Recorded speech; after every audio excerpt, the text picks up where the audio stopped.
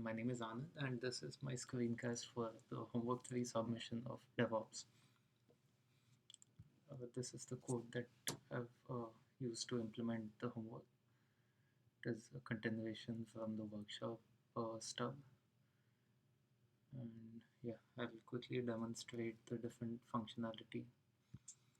Let's just start with the set and the get commands. Before we start the server, I'm just gonna start my Redis server locally. Redis is running on port 6379, and I'm gonna start my application server node. I have set the default port as 3000, so if I go to localhost 3000, this should show me my hello world message. This is the slash endpoint that I've implemented. That has already been implemented. Let me show you how the set and the get commands are working.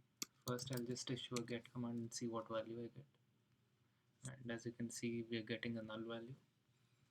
And if we set, when we issue the set command, it essentially sets the value in the Redis server, and when you do a get, we get the value back.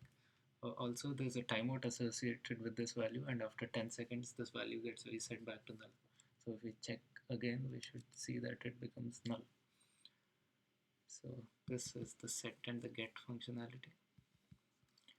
And now we're going to move to the recent functionality.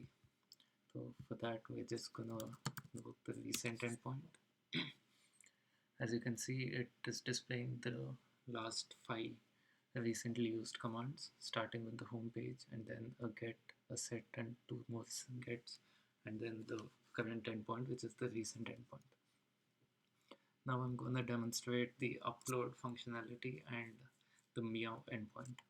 To upload files, I'm just going to issue a curl command, and I'm just going to upload the harrypotter.jpg file. And if we issue a meow command, we should see the image coming up. So, and the way this is implemented is it was implemented as a stack where each time the meow endpoint is called, the topmost element is removed from the stack. So if I executed meow again, we should not see any more images. This is as expected. So just to demonstrate the stack functionality, I'm just going to upload multiple images and see how that works. I'm uploading the Harry Potter image and also the morning.jpg. Since I've added Harry Potter first and then morning, we should see the Harry Potter cat image first. On top of that, we should see the morning image. Let's just do meow. As you can see, it is showing up like a stack. And if I hit refresh, the topmost picture will essentially be popped out of the stack, and I should see only the bottom picture, which is as expected. And if I refresh again, I should essentially see no pictures. And that is the upload and the meow functionality, meow endpoint. Now let's just talk about the spawn, destroy, and the list server functionality. So I'm just gonna start with list servers, and right now there's just one server running, which is on the default port 3000, which I've been using to display demo all of this.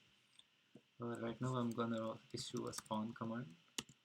Spawn essentially creates a new application on a different port, in this case sequentially increasing, so 3001. If I run it multiple times, I should essentially see multiple servers. So if I went back and showed you the list servers, it is showing that so many number of servers have been created and all of them are listening for requests. So, and let me just show you the destroy endpoint. Destroy endpoint will essentially randomly destroy one of the servers that has been saved on the Redis database. In this case, it randomly selected 3002 and destroyed it. Whether or not it's destroyed, we can just go back to list servers and check. As you can see, after 1 there is 3, 3002 is missing, which was destroyed. So right now we have 0, 1, 3, 4, and 5. This is the spawn, destroy, and list server functionality. Coming to the proxy, I have set up a HTTP proxy on port 8080. I'm going to show you. And 8080 redirects me, essentially the proxy server redirects us to one of the active servers that is maintained in the Redis database. I've also added a footer to easily identify which server the request is coming from. For instance, in this case, the hello world message has come from the 3001 server. If I run it again, we should see this value change. As you can see, it's now being serviced from 3003. By randomly picking servers, we can essentially uh, load balance, load across the different servers.